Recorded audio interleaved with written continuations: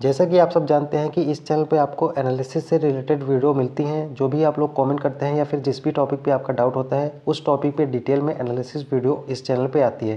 क्योंकि जो नॉर्मल जानकारियाँ होती है वो आपको हर जगह हर चैनल पे मिल जाती हैं, बट जो एनालिसिस होता है या फिर डिटेल में जो एक्सप्लेनेशन होता है उसको करने में टाइम भी लगता है और मेहनत भी लगती है। तो इसके लिए अगर आप चैनल पर पहली बार आए हो तो वीडियो को लाइक करके, चैनल पर पहली बार आए हो तो सब्सक्राइब कर लेना, जिससे आपको आगे की इंपॉर्टेंट वीडियो यहाँ पे मिलती रहेंगी।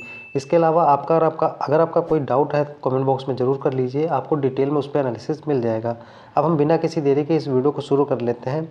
आज के वीडियो में हम लोग बात करने वाले हैं कि नॉर्मलाइजेशन पे, कि अगर आपका कोई डाउट है कि नॉर्मलाइजेशन एक शिफ्ट में सभी बच्चों को बराबर मिलता है या फिर अलग अलग मिलता है या फिर उसमें एक्यूरेसी का कोई फ़र्क होता है। जितने भी आपके डाउट हैं आप लोगों ने कमेंट में काफ़ी किए थे, तो आज की वीडियो के बाद आपको नॉर्मलाइजेशन से रिलेटेड जो भी डाउट है वो सारे इस वीडियो के बाद ख़त्म हो जाएंगे। तो अगर मान लीजिए आपका डाउट ख़त्म होता है तो वीडियो को एक लाइक ज़रूर कर देना। वीडियो शुरू करने से पहले मैं आपको कुछ बता देता हूँ कि अगर आपने नॉर्मलाइजेशन नहीं देखा है कि किस शिफ्ट में कितना नॉर्मलाइजेशन मिलने वाला है, तो आप इस वीडियो को चैनल पे आप वीडियो है इसको ज़रूर देखिएगा, क्योंकि मैंने बहुत डिटेल में इसमें बताया है कि किस शिफ्ट में कितना नॉर्मलाइजेशन मिलने वाला है और किसी भी शिफ्ट में नॉर्मलाइजेशन नेगेटिव नहीं होगा।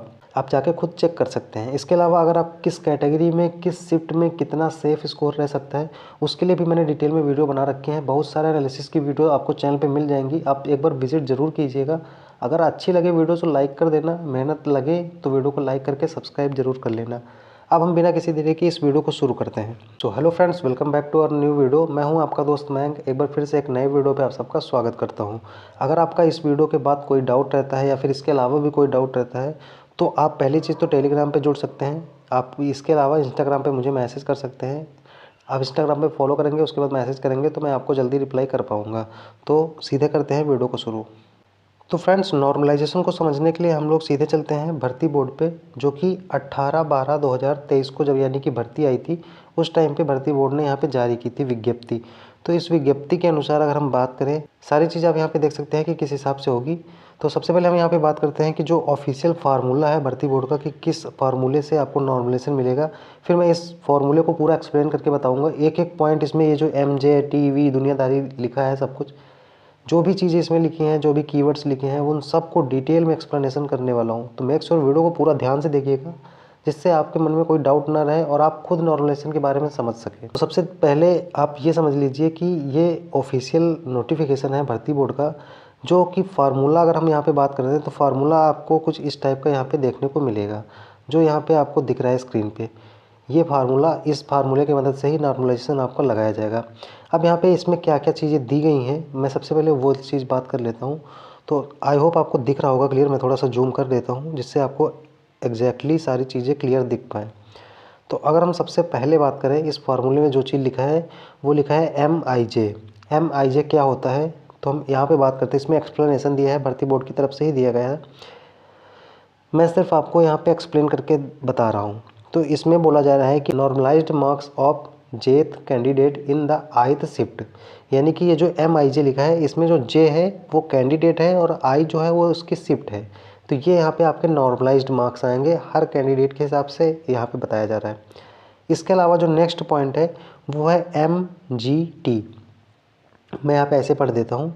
तो इसका मतलब क्या होता है, is the average marks of top 0.1% of the candidate considering all shifts, number of candidates will be rounded up. इसका मतलब क्या है कि यानी यहाँ जो पॉइंट आप देख रहे हैं MGT, ये MGT, इसका मतलब होता है कि जितने भी शिफ्ट में एग्ज़ाम हुआ है, यानी कि मान लीजिए जैसे यूपी पुलिस का 10 शिफ्ट में एग्ज़ाम हुआ है, 10 शिफ्ट में, तो उन 10 शिफ्ट में जो टॉप 1% स्टूडेंट हैं, एक शिफ्ट का नहीं सारे शिफ्टों का, यानी कि 23 की फर्स्ट, 23 की सेकंड, 24 की फर्स्ट, 24 की सेकंड, 25 की फर्स्ट, इसी तरह करके 30 की फर्स्ट, 30 की सेकंड, 31 की फर्स्ट, 31 की सेकंड, इन सभी शिफ्टों में जो सबसे ज़्यादा स्कोर करने वाले टॉप 0.1% स्टूडेंट हैं उनके मार्क्स को यहाँ पे एवरेज लिया जाएगा। आई होप आप यहाँ पे समझ गए होंगे कि टॉप 0.1% का यहाँ पे एवरेज मार्क्स हैं MGT। इसके बाद जो नेक्स्ट हमारा पॉइंट आता है वो है MGQ। इसका मतलब क्या होता है, जो कि यहाँ पे लिखा है फॉर्मूले में, MGQ का मतलब है is the sum of mean and standard deviation marks of candidates in the examination considering all shifts. अगर आप एसएससी सीजीएल के स्टूडेंट हैं तो आप इस पॉइंट को समझ गए होंगे, नहीं समझ पा रहे हैं तो मैं समझा देता हूँ।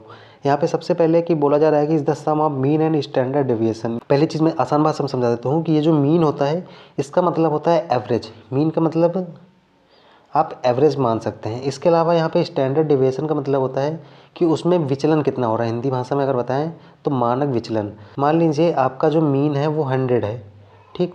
अब यहाँ पे किसी के मार्क्स 102 हैं, किसी के मार्क्स 104 हैं, तो इसमें विचलन कितना हो रहा है स्टैंडर्ड 2 का 4 का, ये विचलन, इसको डेविएशन कहते हैं।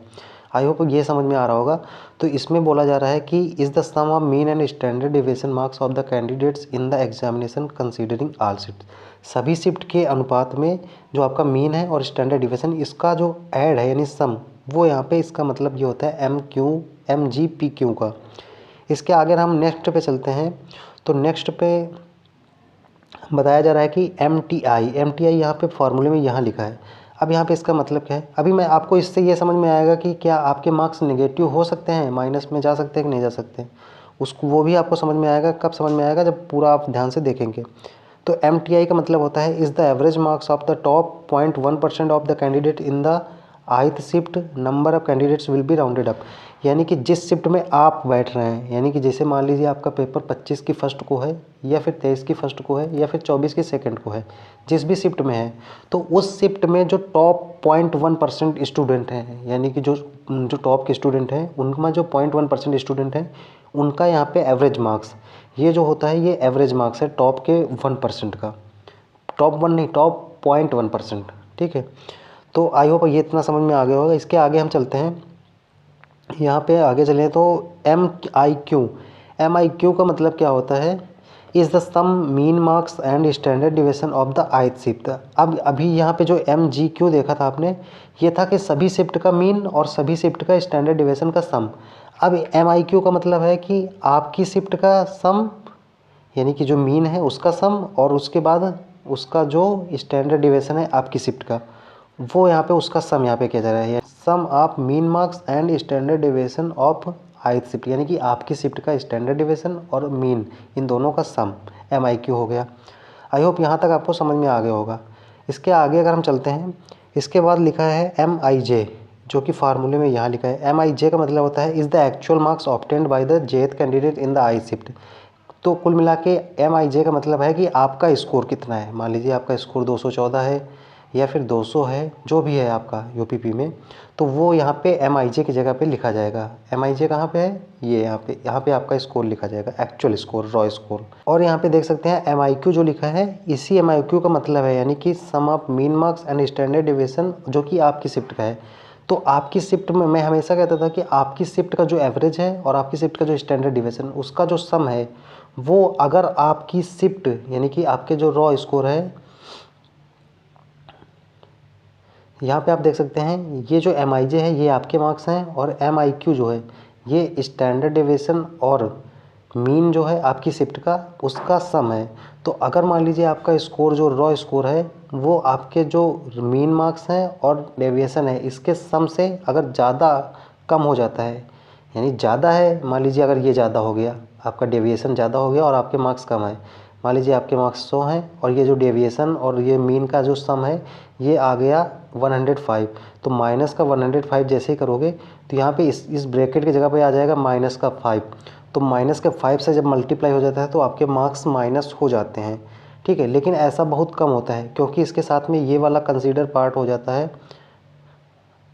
यहाँ पे थोड़ा सा 1 मिनट, तो यहाँ पे समझ सकते हैं, फिर से समझा देता हूँ कि जब यहाँ पे ये स्कोर जो है ये माइनस में हो जाता है तो इसकी भी वैल्यू बढ़ जाती है। अगर ये माइनस में आ जाता है, ये अगर मान लीजिए इसकी वजह, इसमें कोई फ़र्क नहीं पड़ता, तो फिर आपके मार्क्स घटने के चांसेस रहते हैं, ठीक। लेकिन ऐसा बहुत कम होता है। तो मैंने बता दिया कि कब आपके मार्क्स माइनस हो सकते हैं। आई होप समझ गए होंगे। यहाँ पे एक और पॉइंट रह गया है, उस पर भी बात कर लेते हैं कीवर्ड पे। MGM नीचे बेस में क्यों है, तो अगर इसकी बात करें तो is the sum mean marks of candidate in the shift of having maximum mean and standard deviation of marks candidate in the examination considering all shifts. इसमें बोला जा रहा है कि आपके जो मीन मार्क्स हैं सभी शिफ्ट का, जितनी भी शिफ्ट हैं उसमें जितने कैंडिडेट हैं उनका सबका मीन मार्क्स यानी कि एवरेज, और इसके अलावा उन सब का स्टैंडर्ड डिवीज़न, यानी कि सभी शिफ्ट का स्टैंडर्ड डिवीज़न को कंसीडर किया जाएगा, यानी कि उनका सम किया जाएगा और वो है यहाँ पे उसको यहाँ पे ऐड किया जाएगा लास्ट में। तो ये टोटल ओवरऑल ये फार्मूला आपका हो जाता है। आई होप ये फार्मूला आपको समझ में आ गया होगा और इसी फार्मूले की मदद से आपका जो नॉर्मलाइजेशन वो किया जाएगा। एक चीज़ और यहाँ भर्ती बोर्ड ने बोला है कि calculation of marks will be done up to 5 decimals places, यानी कि दशमलव के बाद 1 2 3 4 5 इतने पॉइंट तक आपका दो कैलकुलेशन वो किया जाएगा। तभी मान लीजिए फाइनल जब मेरिट आती है तो उसमें बहुत लोग जो होते हैं पॉइंट से बाहर हो जाते हैं, 0.23 बोलेंगे चौथे पॉइंट पे हम बाहर हुए। तो इसी वजह से होता है क्योंकि जो दशमलव का कैलकुलेशन होता है इसमें 5 पॉइंट तक किया जाता है। ये भर्ती बोर्ड का ऑफिशियल है। इसके अलावा आप सबको पता हो गया होगा कि आपका जो नॉर्मलाइजेशन का जितने भी डाउट है आई होप क्लियर हो गए होंगे कि कब आपके मार्क्स घट सकते हैं, जब आपका जो स्टैंडर्ड डिविएशन से आपका जो मीन्स है उससे कम आपका रॉ स्कोर होता है तब। और अगर मान लीजिए जो आपका था कि एक्यूरेसी का कोई फ़र्क पड़ता है, तो एक्यूरेसी का कोई भी फार्मूले में फ़र्क नहीं पड़ता है। आप यहाँ पे देख सकते हैं पूरे फार्मूले में कहीं भी कोई एक्यूरेसी का रोल नहीं है, तो एक्यूरेसी का फ़र्क नहीं पड़ता है। हाँ, एक चीज़ और, क्या हर बच्चे को हर स्टूडेंट को बराबर मार्क्स मिलते हैं? तो एक शिफ्ट के लगभग स्टूडेंट को लगभग बराबर मार्क्स मिलते हैं, उसमें पॉइंट में कुछ अंतर आ सकता है। उसका रीज़न क्या होता है, जब यहाँ पे मैंने बताया कि यहाँ पे फॉर्म में रब रखेंगे तो यहाँ पे कुछ चेंजमेंट आता है। चेंजमेंट कैसे आता है, आप यहाँ पे देख सकते हैं कि जब मान लीजिए किसी का एवरेज स्कोर मान लो रॉ स्कोर ज़्यादा है और किसी का कम है, तो इसमें जब नेगेटिव किया जाता है तो इससे फ़र्क आता है। तो इसमें पॉइंटों में फ़र्क आता है, बहुत ज़्यादा फ़र्क नहीं आता है क्योंकि बाकी सारी चीज़ें तो सेम रहती हैं एक शिफ्ट के लिए, लेकिन यहाँ पे उसके रॉ स्कोर से फ़र्क पड़ता है। तो थोड़ा बहुत वेरिएशन आता है, पॉइंट में ज़्यादा वेरिएशन नहीं आता है। आई होप आपके डाउट क्लियर हो गए होंगे कि एक बच्चे को सभी को एकदम बराबर नॉर्मलाइजेशन नहीं मिलता है, पॉइंट्स में फ़र्क आ जाता है। दूसरी चीज़, नेगेटिव में भी आपका नॉर्मलाइजेशन जा सकता है, कब जा सकता है वो बता दिया है, वीडियो आप ध्यान से देखिए। इसके अलावा आई होप आप सभी के पूरे डाउट्स क्लियर हो गए होंगे। इसके अलावा हम रनिंग की बात करते हैं तो रनिंग भी आपका डेट आ चुकी है, 10 जनवरी से डेट है और 10 जनवरी से हो सकता है कम से कम 5 से 6 दिन जो गर्ल्स की रनिंग होगी, तो 15 फरवरी से जो कि मैंने लिखा है वहाँ पे बॉयज़ की रनिंग स्टार्ट होगी, क्योंकि बॉयज़ ज़्यादा हैं और बॉयज़ की रनिंग ज़्यादा टफ है गर्ल्स के कंपैरिजन में और टाइम भी उनको ज़्यादा चक्कर भी मारने होते हैं, इसलिए यहाँ पे 15 फरवरी के बारे में मैंने यहाँ पे जिक्र किया है। तो 15 फरवरी से है, तो आप लोग अच्छे से प्रिपरेशन करते रहिए। जिनकी भी रनिंग नहीं आ रही लॉन्ग रनिंग में फ़ोकस करते रहिए और 1-2 बार हफ्ते में आप स्पीड वर्कआउट कर लीजिए। तो फिलहाल आई होप आपके डाउट क्लियर हो गए होंगे। इसके अलावा तो मेरे हिसाब से कोई डाउट नहीं रहा होगा। अगर आपका कोई डाउट रहता है तो कमेंट बॉक्स में ज़रूर करिएगा। अगर वीडियो अच्छा लगा हो तो वीडियो को लाइक ज़रूर कर देना। तब तक के लिए खुश रहिए, मुस्कुराते रहिए, अपनी प्रिपरेशन करते रहिए। मिलते हैं किसी नेक्स्ट वीडियो पे, तब तक के लिए जय हिंद।